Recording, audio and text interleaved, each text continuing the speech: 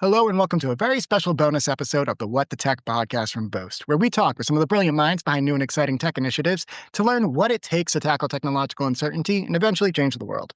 I'm Paul Davenport, Boast resident tech journalist, and today I'm very excited to welcome a few members of the Boast team onto the show for a discussion focused specifically on driving and funding innovation in Quebec. So, if you're a Quebecois business leader or techie, you may have heard that the province's banner e-business tax credit, known colloquially as CDAE, is being revamped starting next year as the province expands the vision and support for fostering innovative businesses within Quebec. One of the biggest enhancements to the program is a greater focus on, you guessed it, AI, and rewarding businesses who are using the latest and greatest tools and techniques to push the boundaries on what's possible when it comes to R&D.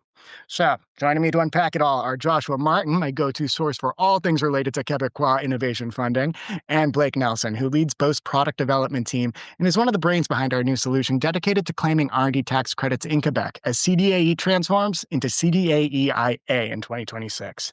So, this is quite the brain trust we have on hand today. So I'm excited to dive right in and pick their brains on what this new program means for innovators in Quebec. Now, Boast is meeting the moment with our new dedicated CDAE-IA solutions. So without further ado, welcome to the show, Joshua and Blake. Hey, Paul. Awesome. Thanks. Great to be here. I'm so happy to have you guys. So again, usually we feature people outside who I don't know personally, but we've been working together for a while now, and I know that the three of us specifically are very excited about what we're going to be talking about today. Joshua has his focus, and he is based up in Montreal. I support on the content side and had some of my best experiences working at Boast with the team up in Montreal, so very happy to kind of pour some gas on the great work that they're doing up there. And Blake is killing it on the product front and has helped develop a very exciting solution, like I said. But Joshua, let's get down to kind of like the fundamentals and the real impetus for the conversation here.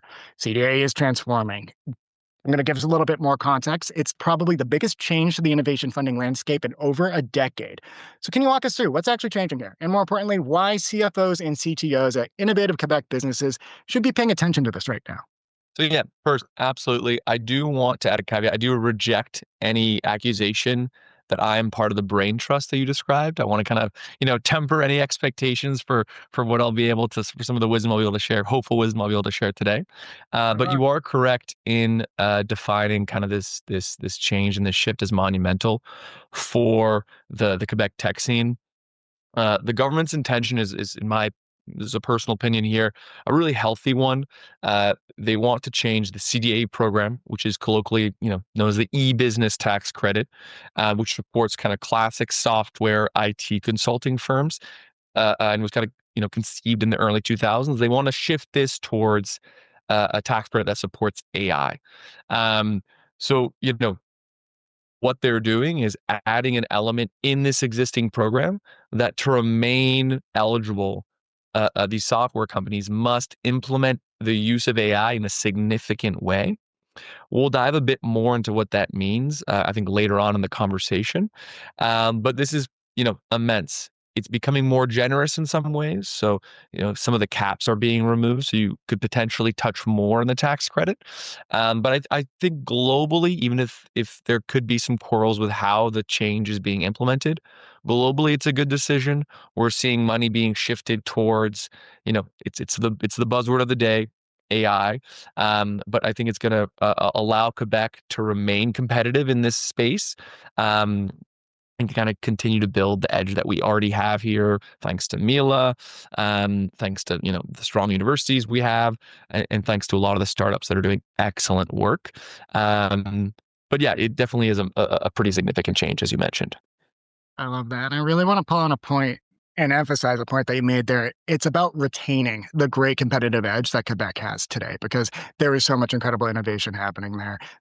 It's something that, again, just needs a little bit of a boost. I know in a lot of the materials that you're going to see out there, you're going to see close to $300 million investment. The actual value of the program is much larger than that. That's what's being added on top of the already generous program that the Quebec government has outlined to help fund and give businesses that are doing the great work the funding they're entitled to. It's kind of the same story we tell with Shred. You're doing the work and the government wants to be in business with you if you're doing something that's going to be valuable and homegrown. So they want to reward you if you're doing it right. We want to make sure that you're telling that story and not leaving that funding on the table. But that's for a little later in the conversation. Joshua, going next, I want to know, so you work directly with Quebec's innovation leaders every day. What are you hearing from CFOs and CTOs about the CDAE-IA transition? And perhaps more interestingly, what should they be asking that they're not asking yet about these changes? Yeah, great question. I think there is definitely an understanding that it's a necessary evolution of the program. I will say, I think there is some fear. I think there is some skepticism about how these changes are going to be applied, particularly with companies that are already claiming, millions of CDAE. It's kind of part of their, balance sheet. They're kind of used to having this amount being received at the end of the year, and then the changing criteria, 1 year to the next, and there's a bit of gray zone exactly into how Revenu Quebec will actually apply these changes. So I would say there's optimism, but there's also a mix of skepticism and fear in navigating this uncertainty, and how exactly companies should prepare. There's a little bit of a lack of guidance by Revenu Quebec, I think. That's kind of the general sentiment that I'm feeling. Um, and so different, CFOs, business leaders are kind of wondering, okay, how do we prepare for the transition in 2026? How do we make sure our projects are properly identified and highlighting the use of AI in our internal projects? The kind of magic phrase that's going over and over again is what exactly is a significant use entail for these AI projects, and there's a bit of uncertainty there. But overall, I think everyone understands that this is a positive step for the tech scene in Quebec, as it really is a modernizing effort done by the government.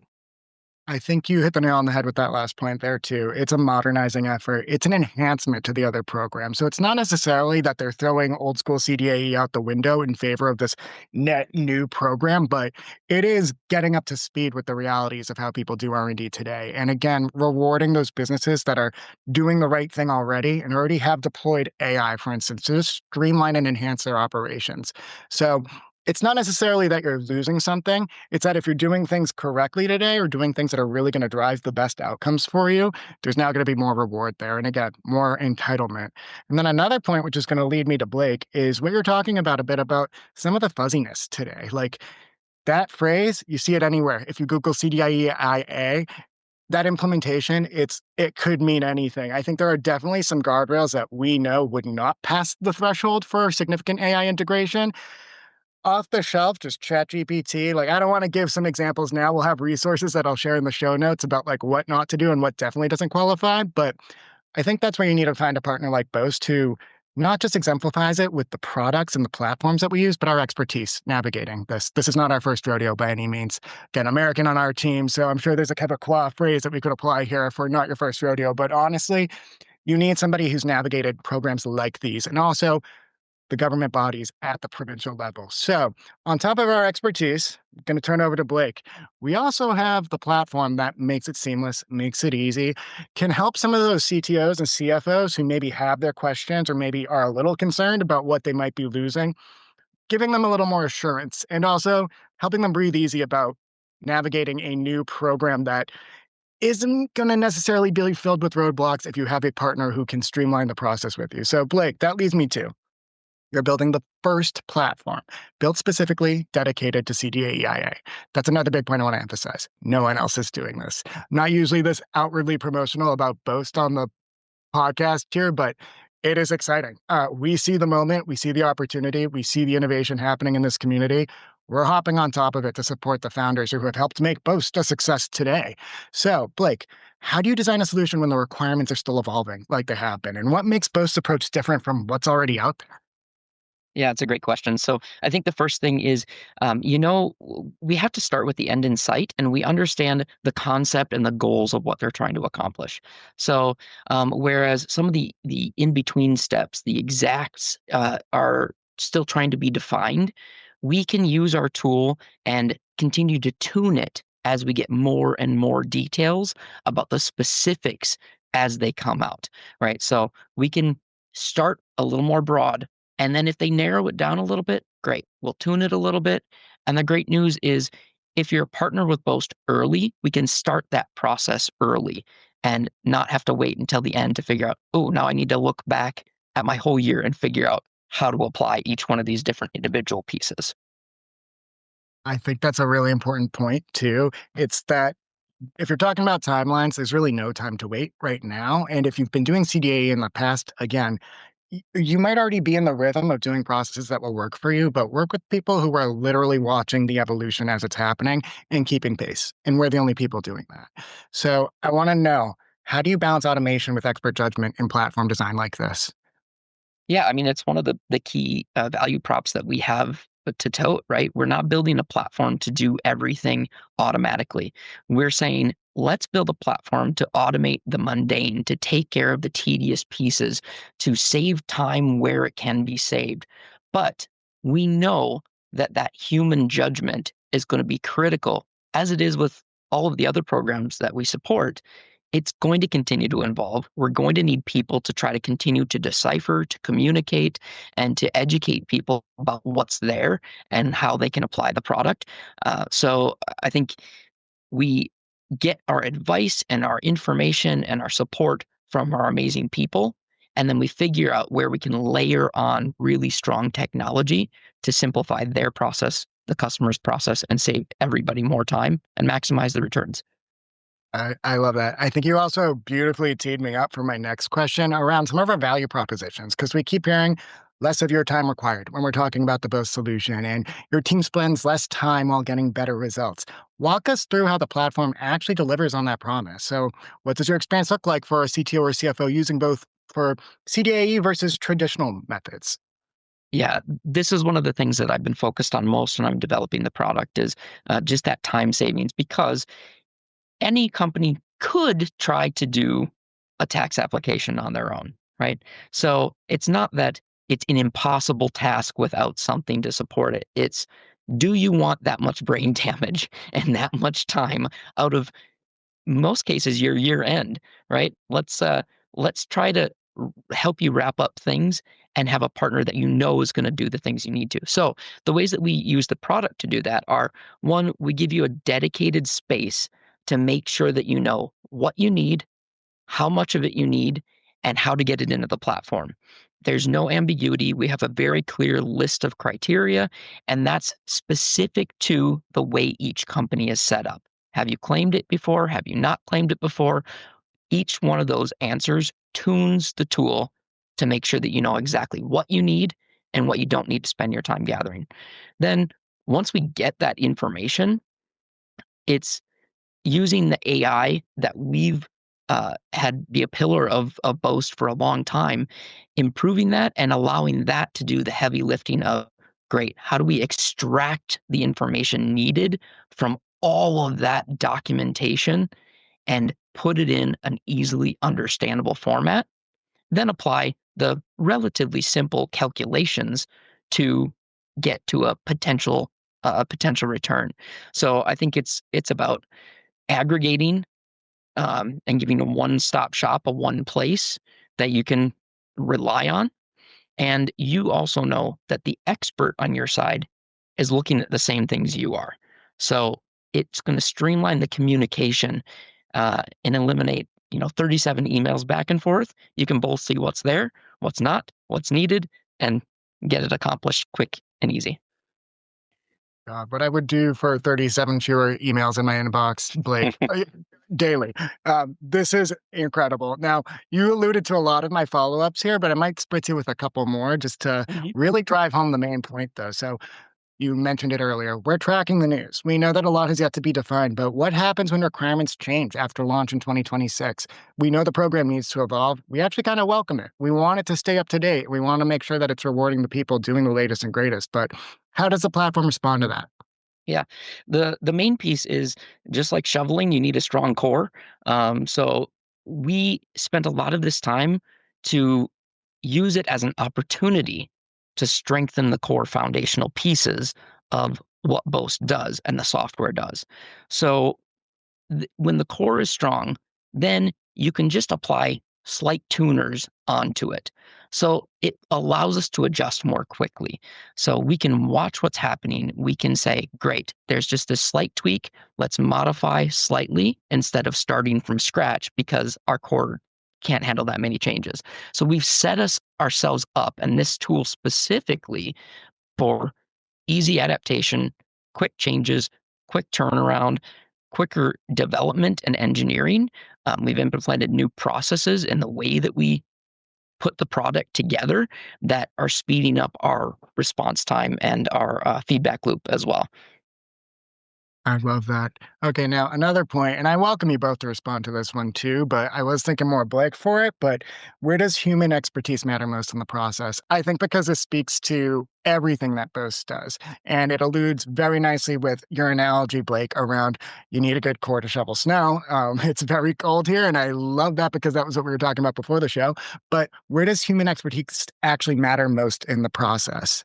Yeah, I'll take it first, and then Josh can add on if he wants to. Sure. I think the communication around it is so critical. And, the people that we're serving, they spend all day making tough decisions, managing large groups of people, trying to navigate how they're going to improve their product, how are they going to make changes, how are they going to keep up. Them knowing that they have somebody that has their back and is just going to get this executed and get it done at the end of the year takes all of that stress and additional. They don't need one more thing, right? They're doing great work in their own companies to change, as you said, like change the world, get things to an amazing spot, improve all these different areas. So if we can take care of the communication and simplify this process for them, it allows them the time to do all the wonderful things that they're doing. And that requires a human interaction and a human touch to help them navigate it and streamline and smooth out those things so they can do all the stuff that they're passionate about. Totally agree with Blake. I do want to comment slightly or a little bit that it's excellent that this is a very Canadian company. You can tell if most of the metaphors being used are in relation to shoveling and and winter, so it's very much on point. But to kind of build off of what Blake was saying around where how does our team collaborate with this incredible technology that we're building out? For me, it's all about Blake mentioned that the technology allows us to take care of the mundane. So then our team and your team can focus on, maximizing things, on the strategic element, on the positioning. Um, you know, the platform will help with, defensibility, gathering documentation.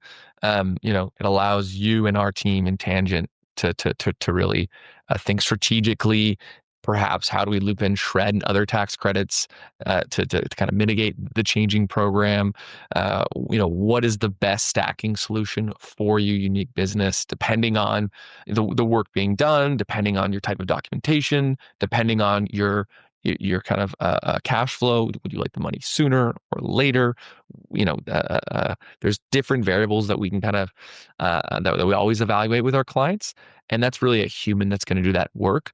But it's excellent, and it's really, I mean, honestly, I'm as someone who's based in Montreal, it's pretty incredible to see Boast making such a large investment in building out tech specifically designed, for tax programs here.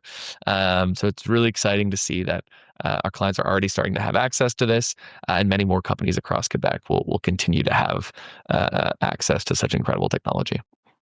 I love how you both frame that. I think it's where efficiency and expertise meet, basically. The platform can help our experts act as efficiently as possible. And even to just put a bow on it, too, like it's not necessarily objective. There are things that objectively will not qualify for CDAE. Same with Shred, same for US RD tax credits. But you need to tell that narrative. A human needs to actually make it peanut butter and jelly, easy to digest and easy to accept from the different government bodies.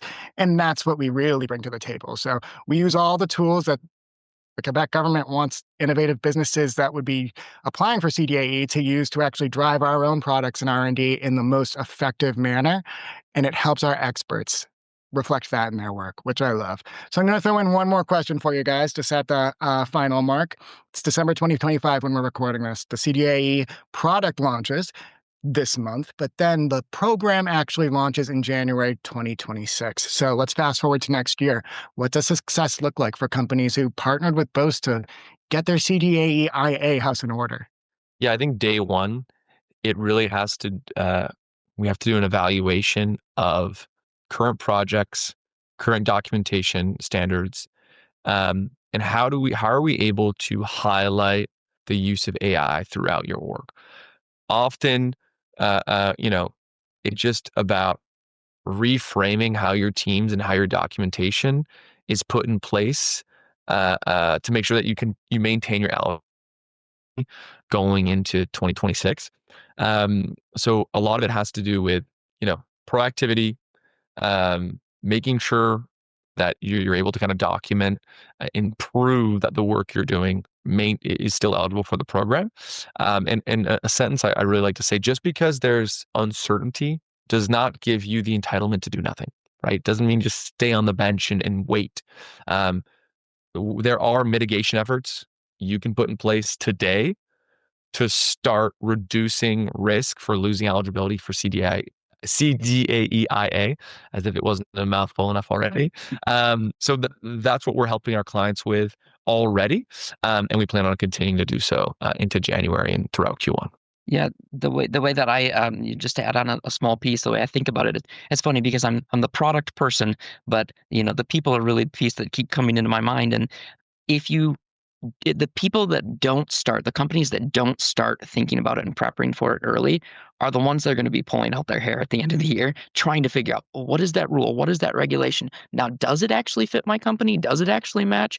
Whereas if you've got a partner and you've got somebody who's keeping track of it, not only can we help you track it early, there might be opportunity for you to, let me make that shift that I was maybe not certain if I was going to make right now, and then capture some more. So I think there's going to be a very stark contrast between the companies that, yep, we got this and we got a partner that's going to get it done. And like, whew, it's November. I probably should start thinking about this.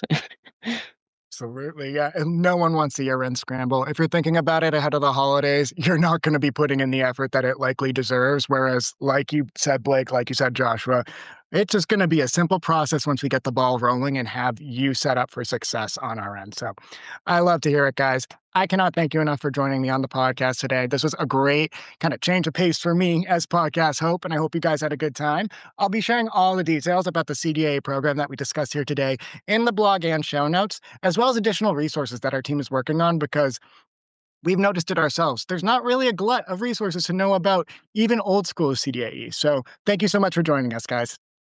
Thanks, guys. Sounds great. Thanks, Thanks. Paul. Nice to be here. Bye.